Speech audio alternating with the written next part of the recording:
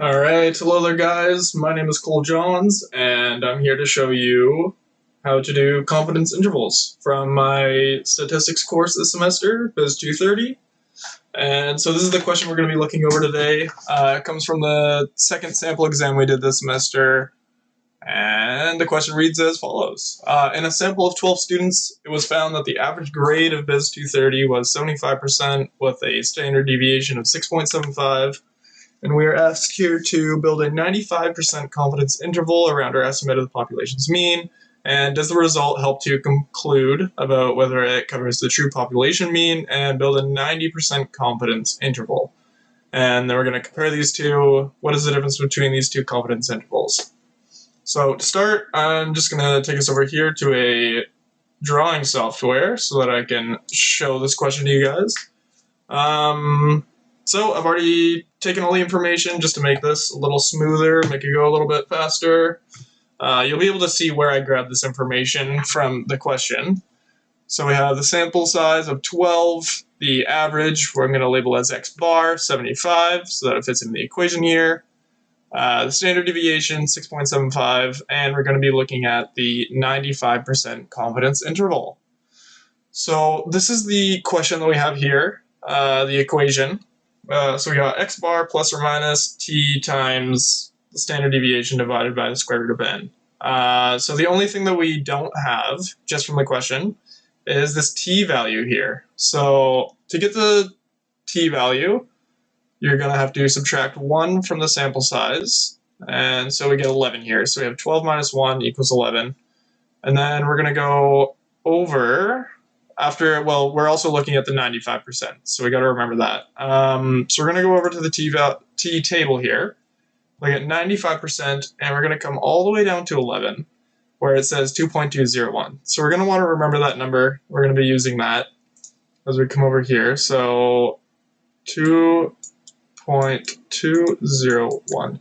So we got 75 plus or minus 2.2201, then brackets, just so we know we're multiplying, 6.75 at the standard deviation, all over our sample size there, which is 12.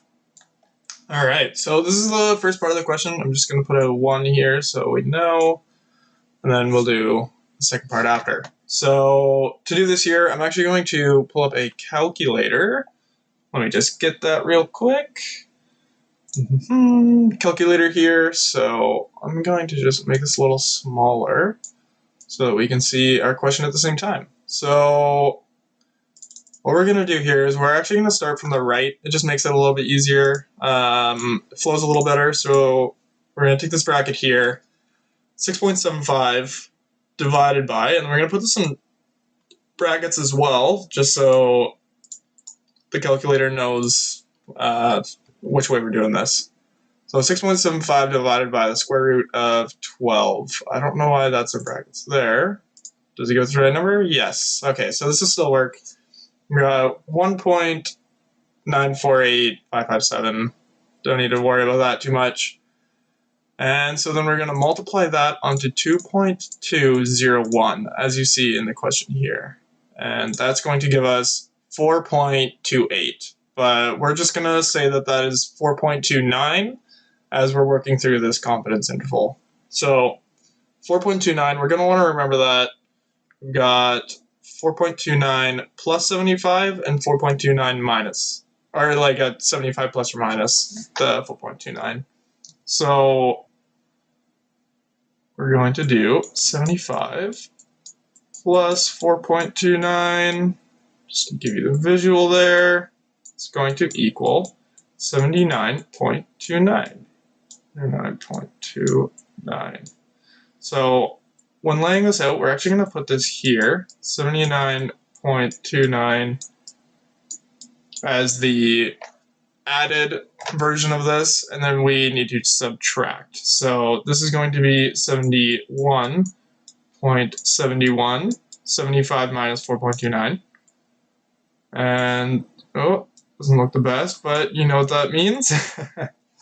And yeah, so that's where we get the 95% confidence interval right here. Now we're asked to do it at 90%. So for 90%, we're going to go back into the t table and look for 90 instead of 95 this time.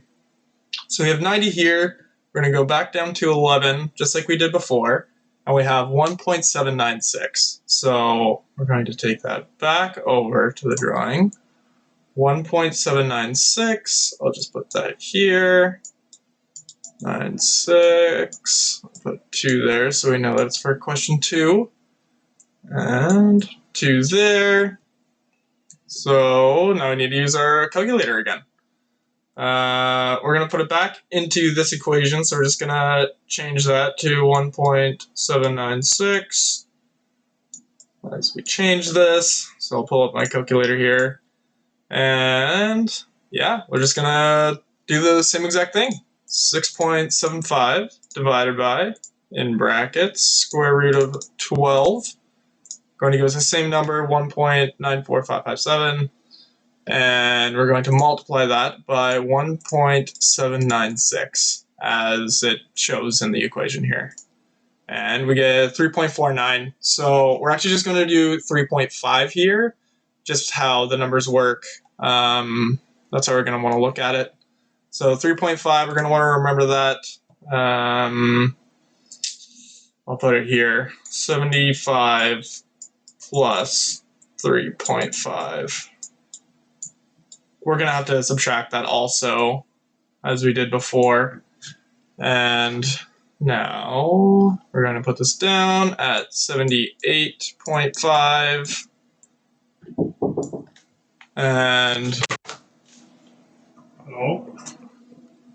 And then we're going to have to do 78.5, and we're going to have to subtract that as well at 71.5.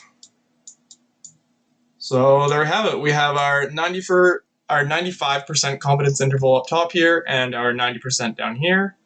Now, when we compare these, we can see that as the confidence level decreases, the width of the confidence interval decreases, and then the bounds of the confidence interval get closer. So yeah, that's the comparison between the 95 and 9%. That is the end of our question. We went to 2 there, and yeah, that is how to solve this. Thank you for watching, and thank you for a great semester, Ocean.